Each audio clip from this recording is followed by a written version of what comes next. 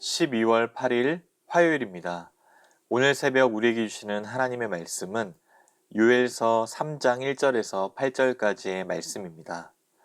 보라, 그날 곧 내가 유다와 예루살렘 가운데서 사로잡힌 자를 돌아오게 할 그때에 내가 만국을 모아 데리고 여호사밧 골짜기에 내려가서 내 백성 곧 내 기업인 이스라엘을 위하여 거기에서 그들을 심문하리니 이는 그들이 이스라엘을 나라들 가운데서 흩어버리고 나의 땅을 나누었음이며 또 제비 뽑아 내 백성을 끌어가서 소년을 기생과 바꾸며 소녀를 술과 바꾸어 마셨음이니라.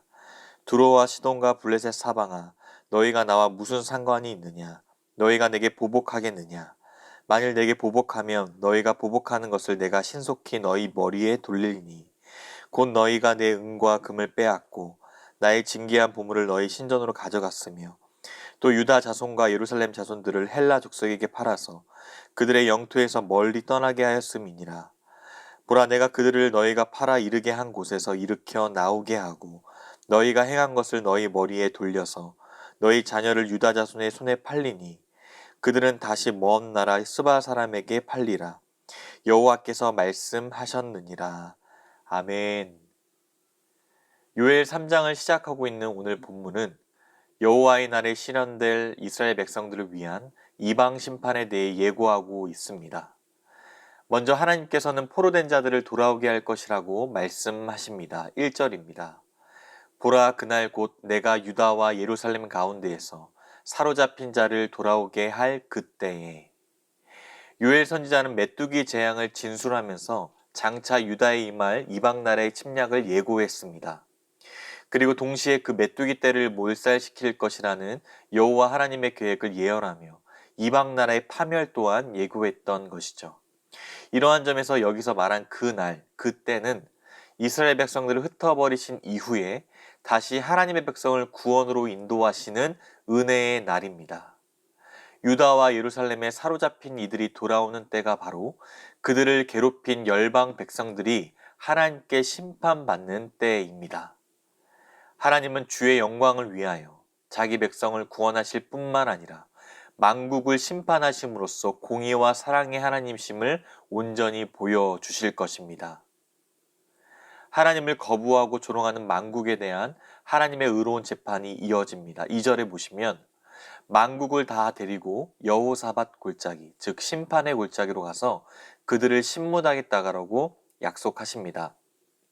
하나님께서 열방을 재판하시고 벌하시는 것은 그들이 이스라엘과 하나님께 악행을 저질렀기 때문이죠. 이스라엘 땅을 짓밟고 이스라엘 백성들을 끌고 가서 자신들의 기쁨과 쾌락을 위한 도구로 삼았습니다. 3절에 유다 사람들을 제비 뽑아 나누어 가졌고 심지어 어린아이들을 기생과 술로 바꾸기까지 했던 것입니다. 이 같은 행동은 하나님의 형상으로 지음받은 인간에 대한 반인륜적인 죄악입니다. 이러한 악행을 저지른 자들은 공의로우신 심판자 하나님을 피할 수 없습니다. 불의가 판을 치고 악이 온 세상을 장악한 듯 보일지라도 결국 하나님의 정의는 반드시 실현되고야 말 것입니다. 어떠한 사람도 전능하신 하나님의 심판을 피할 수가 없죠. 한편으로 악인의 심판은 곧 하나님의 의로우심과 성도에 대한 그 사랑을 확인시켜 줍니다.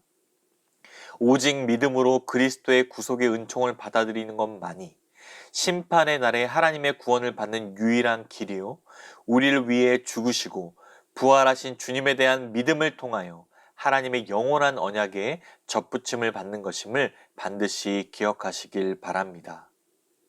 이어지는 4절에서 이스라엘을 압제하고 대적하는 이방 나라들이 구체적으로 소개됩니다. 두로와 시돈, 블레셋은 이스라엘 북쪽과 서쪽, 남쪽 해안 지역까지 위치해 있어서 이스라엘을 둘러싸고 있는 형태로 늘 악행과 약탈을 일삼았습니다. 그들을 향해 이렇게 선포하십니다. 너희가 나와 무슨 상관이 있느냐? 너희가 내게 보복하겠느냐? 만일 내게 보복하면 너희가 보복하는 것을 내가 신속히 너희 머리에 돌리리니. 그들의 악행은 곧 하나님께 대한 반영이므로 직접 하나님이 갚아주시겠다라는 것입니다. 이스라엘은 하나님의 백성이자 하나님의 기업이기에 하나님을 거역한 자들은 하나님의 공의대로 심판하십니다. 또 하나님은 이스라엘이 소유한 은과 금도 모두 나의 것이라 말하며 그들의 범죄를 재확인시켜 주십니다.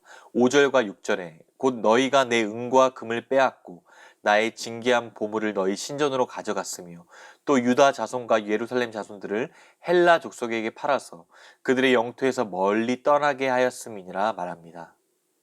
하나님의 물건을 이방 신전으로 가져가고 하나님의 백성들을 머나먼 헬라인들의 땅까지 팔려가게 하였으니 그들을 절대 용서치 않겠다라고 말씀하십니다. 이스라엘은 하나님이 구원의 목적을 위하여 친히 애굽에서 불러내어 언약으로 하나가 되게 하신 하나님의 백성들입니다. 만국이 이스라엘을 흩어 열국 중 하나가 되게 한 것은 이스라엘이 하나님의 목적을 위해 구별된 존재임을 부인하는 것이며 더 나아가 그들 자신을 향한 하나님의 목적을 대적하는 행위입니다. 예수님도 자신과 교회를 동일시 여기시며 교회를 업신 여기는 것은 하나님을 업신 여기는 것이라고 말씀하셨습니다. 교회가 전파하는 복음을 거부하는 것은 곧 구원의 진리를 부정하는 것이 되고 결국 독생자를 보내신 하나님의 사랑을 거절하는 것이기에 이러한 교회를 핍박하는 것은 하나님의 심판을 자초하는 길입니다. 핍박을 당하는 교회는 삶의 그 터전을 빼앗기고 이 땅에서 하나님이 주신 복을 누리지 못하는 것처럼 여겨집니다. 그러나 신약의 성도들은 보다 풍성한 말씀을 통해 온유한 자가 차지할 땅, 그리고 하늘에 쌓아두신 기업이 무엇인지 잘 알고 있을 것입니다. 구원의 확신과 최종적인 승리를 통하여 그리고 신령한 기업의 풍성함은 오늘날 겪고 있는 환난과 많은 큰 어려움 가운데 성도들에게 주시는 큰 위로가 될 것입니다. 하나님은 우리의 모든 상황을 이미 다 알고 계시기에 자기 백성에게 행한 모든 악을 갚아 주실 것입니다. 그러므로 악은 결국 정복되고 하나님의 나라가 영원히 설 것을 기억하며 소망을 가지고 끝까지 인내할 수 있기를 바랍니다. 마지막으로 7절과 8절에서도 행한 대로 갚으시는 보응의 내용이 상세하게 제시되고 있습니다. 보라, 내가 그들을 너희가 팔아 이르게 한 곳에서 일으켜 나오게 하고 너희가 행한 것을 너희 머리에 돌려서 너희 자녀를 유다 자손의 손에 팔리니 그들은 다시 먼 나라 스바 사람에게 팔리라 여호와께서 말씀하셨느니라. 하나님의 백성을 핍박하는 것은 곧 하나님의 심판을 자초하는 길임을 명심해야 됩니다. 하나님은 일찍이 아브라함을 택하실 때 너를 축복하는 자에게는 내가 복을 내리고 너를 저주하는 자에게는 내가 저주하리라 말씀하셨습니다. 이처럼 이스라엘과 맺은 언약에 따라 여호와의 날에 실현될 이방 심판의 주체는 바로 하나님이십니다. 이 원리는 오늘을 사는 우리 모두에게도 적용됩니다. 그러므로 성도는 고통 가운데서도 하나님이 다 알고 계시기에 속히 그 문제를 해결해 주실 것을 믿고 하나님만을 신뢰하면 되는 줄 믿습니다. 구원받은 성도로서 멸망의 길을 가고 있는 자들을 향해 하나님께 돌아가는 길이 항상 열려 있음을 부지런히 전하고 알려줘야 할 것입니다. 하나님의 통치는 지금도 여전히 온 세상에 미치고 있습니다. 개인과 개인, 국가와 국가 간의 일은 그 차원에서 끝나는 것이 아닙니다. 공의로우신 하나님은 이들을 심판하시기 위해 역사에 개입하시고 또 개입하실 것입니다. 그러므로 만국을 다스리시며 통치하시고 공의로운 심판을 하시는 하나님만을 경외할 수 있기를 바랍니다. 사랑하는 성도 여러분, 앞선 2장의 마지막 단락이 여호와의 이름을 부르는 자들에 대한 회복이었다면 오늘 이 3장은 이스라엘을 괴롭히고 학대한 열방에 대한 심판을 선포하고 있습니다. 이스라엘의 회복과 열방에 대한 심판이 함께 맞물려 있는 것이죠. 3장에서 여호와의 날은 온 열방에 임할 두렵고도 무서운 심판의 날로 그려집니다. 오늘 요엘 선지자는 여호와의 날에 있을 만국 심판, 두로와 시돈과 블레셋에 대한 심판을 예언했습니다.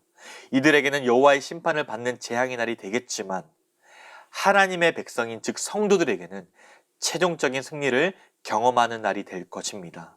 억울하게 흘린 피를 갚아주시며 모든 눈물을 다 닦아주십니다.